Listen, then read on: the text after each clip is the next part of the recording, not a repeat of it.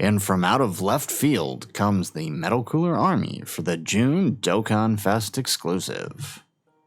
How's it, everybody? Celtic Link here. We got another Dokkan Battle video for you here today. We have the details for the next Dokkan Fest exclusive for the upcoming month of June. It is the Metal Cooler Army, a character I don't think anybody expected to see from the hint we were given just 2 days ago. But with that said, let's go ahead, let's kick things off by taking a look at these animations and breaking down everything you need to know about this upcoming character. So we're gonna go ahead and pause the music real quick, right? Get that lo-fi down for a minute, right? By the way, shout out to Straight Michael once again for providing those lo-fi. So we're gonna go ahead, we're gonna take a look at the animations, adjust your volume, do whatever you need to do, and let's give it a watch here. Ooh, so we have the banner unit King Cold. Like that. King Cold finally getting some summonable representation.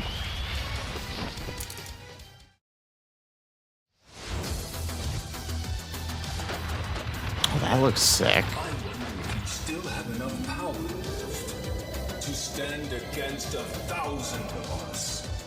Wow. Okay, that's kind of dope. Let's get the volume up just a little bit more here.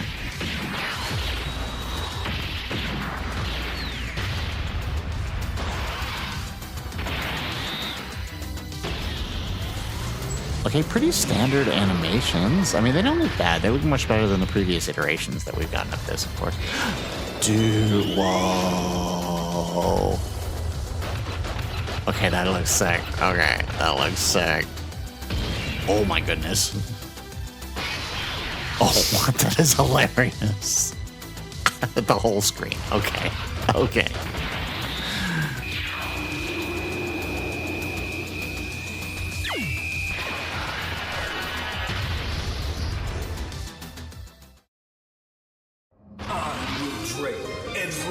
Okay, they redid the active skill. Interesting.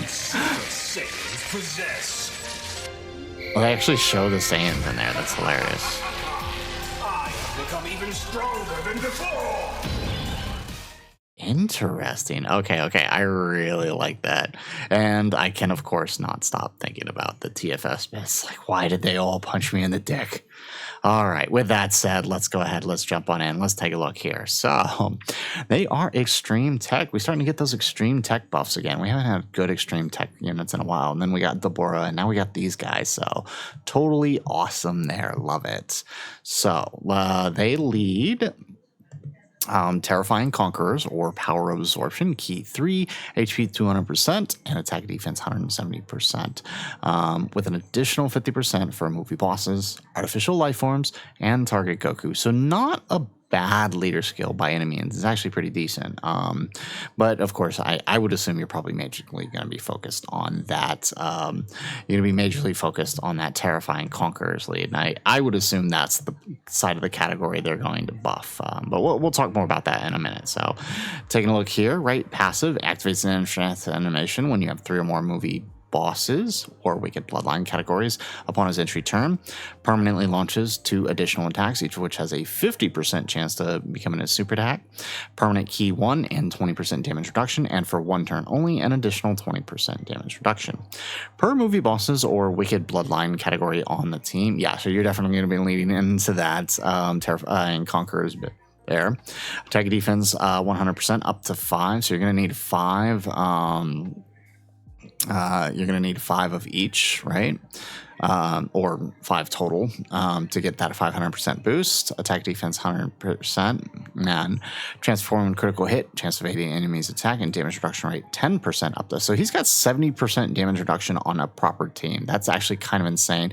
90% on his first appearance too. So that's actually kind of crazy.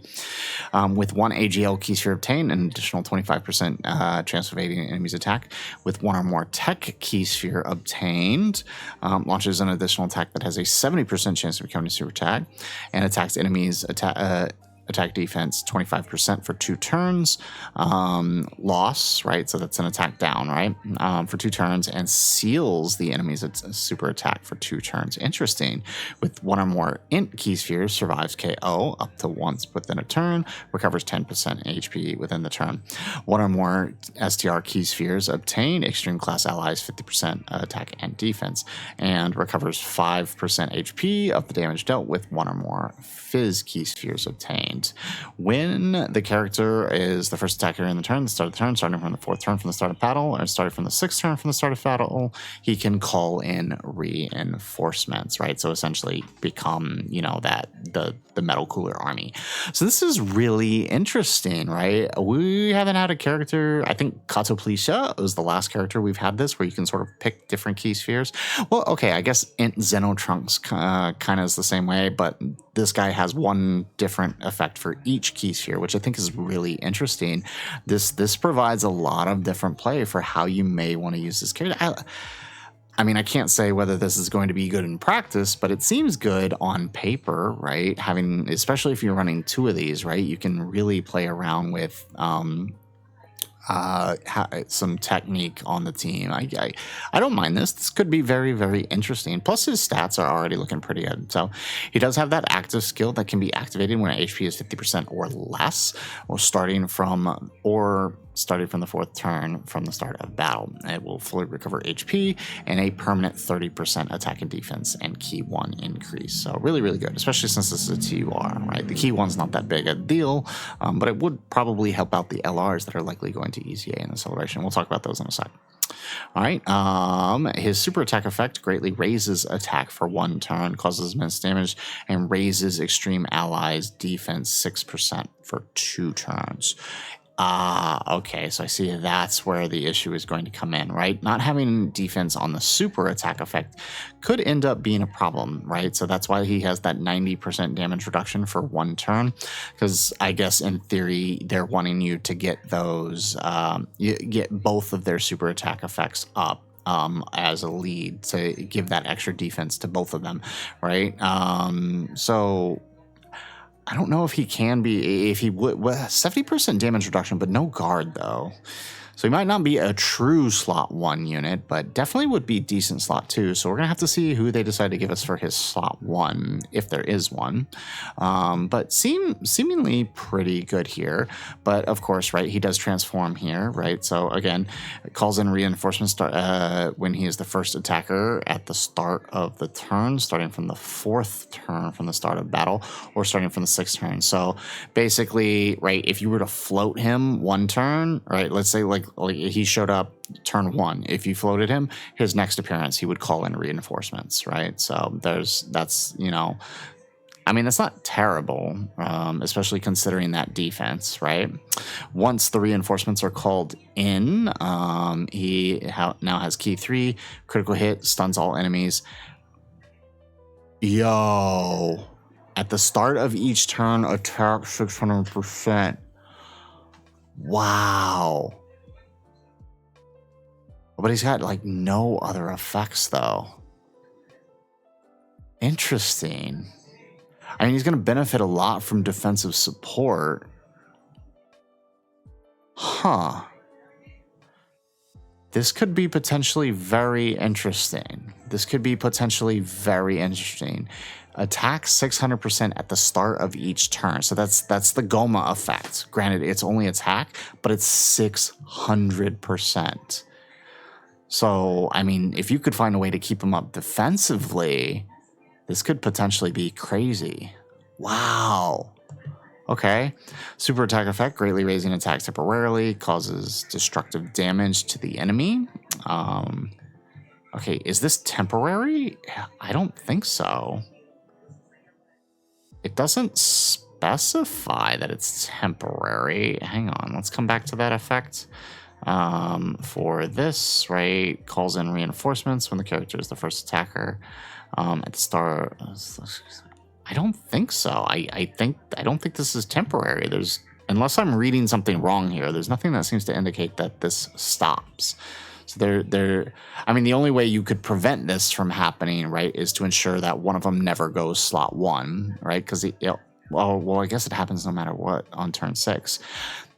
This is an interesting design. Okay, we'll say the least. He looks good on paper, and this could be potentially very fun. We'll have to see how the defense holds out, though, once he's fully built up.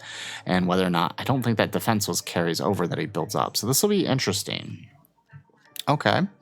All right. Well, we also have the King Cold here, so this might affect things, right? Let's see what he does, because this actually might largely play a role into his utilization. So, King Cold, right, gets key 2, attack and defense 250%, launches an additional attack that has a 70% chance of becoming a super attack per Wicked Bloodline or Terrifying Conquerors ally, up to 400% attack and defense, transforming a critical hit or evading enemy's attack, up to 40%.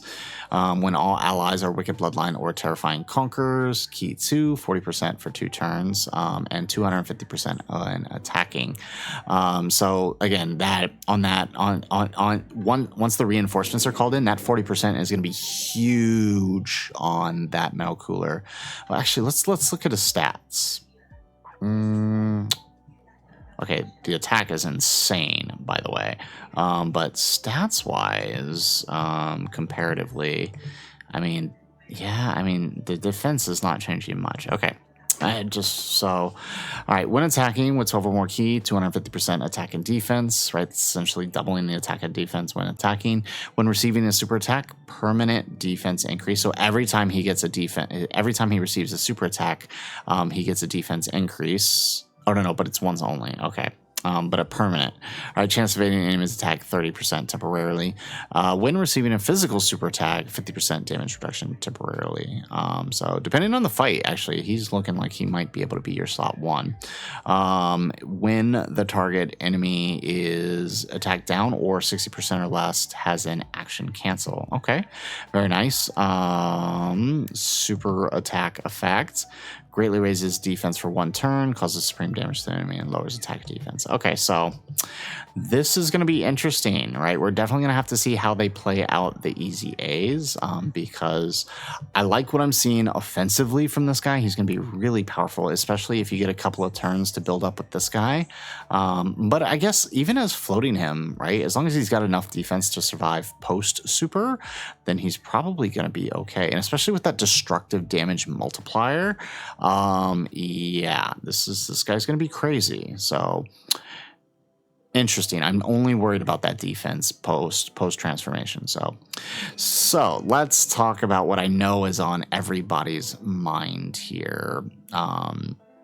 And that is potential easy A's. So my theory is that they're likely going to lean in, considering both of them have the Terrifying Conquerors bit in their passive, I imagine that they are going to build up the Terrifying Conquerors category through this. And I'm going to assume that the same thing that everybody else is assuming through this is that we're likely going to see the Metal Cooler movie easy A's here.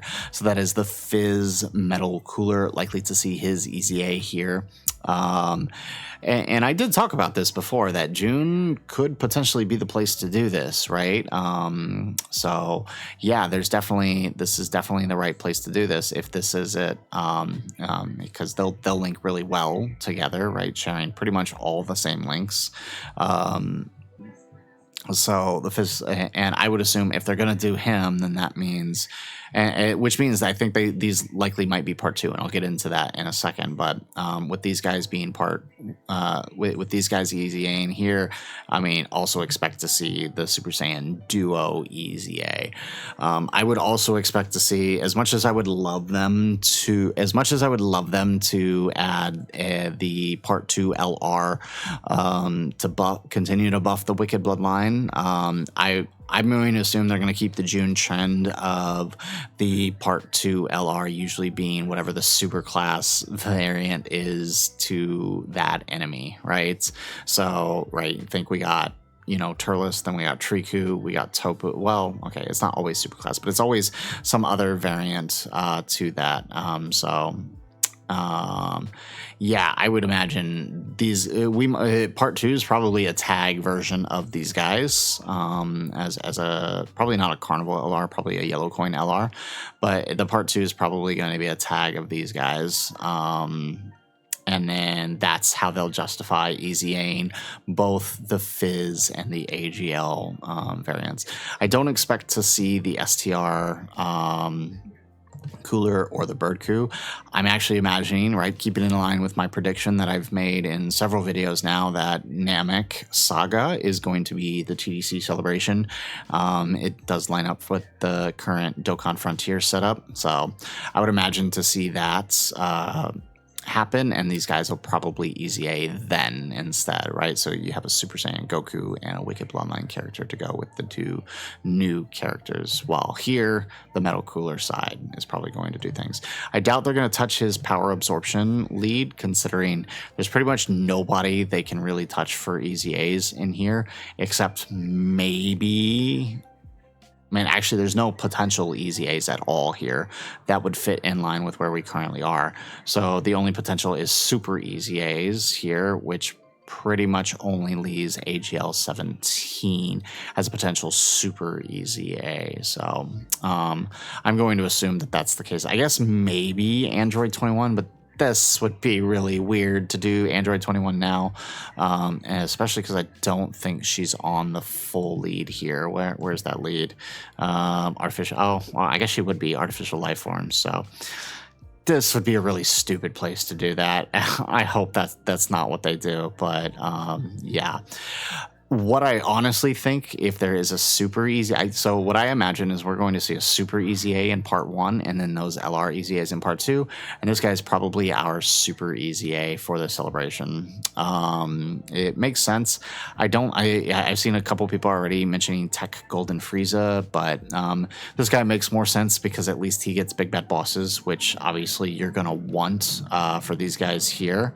Because they do still have big bad bosses, right? TEQ Golden Frieza wouldn't have that. So even though he would be a good slot 1 unit, yeah, you're going to want big bad bosses up. So I'm going to assume he's the super easy A. There is a possibility of AGL Metal Cooler as well. I think it's a little too soon. However, Int UI released in March of 2018, and AGL Cooler released in October that year. So it's not out of the realm of possibility that he could a super easy A here. It honestly wouldn't be a bad thing. It'd be really good, right? Giving that team access to another giant form. But I still think it's less likely. But it could happen, right? It's not out of the realm of possibility, but I think Fizz Metal Cooler is probably more likely to happen. Now, one easy A, I think it has great potential, right? Because these guys haven't got an easy A. This would be a good time to easy A these guys from the story mode, especially if we get another story mode update. They could add the easy A medals for these guys, and easy A them would be nice Wicked Bloodline support as well. So, yeah, there's a lot coming. I've talked about this before. June always ends up being a pretty big celebration, and so I guess going out with Wicked Bloodline isn't the worst thing to do. We got a new challenge event coming. Obviously, we've got serious battles. They could even do a Wicked Bloodline Red Zone Kai to really bring things up, but we'll see what they decide to do. So, guys, that is it for the video. If you guys like the video, make sure you hit that like button and subscribe to the channel if you have not already. And in the comments down below, let us know, what do you think about the reveal of the Metal Cooler Army? Was it expected? I certainly didn't expect it, but let us know what you think in the comments down below. Otherwise, guys, as always, thanks for watching, and aloha.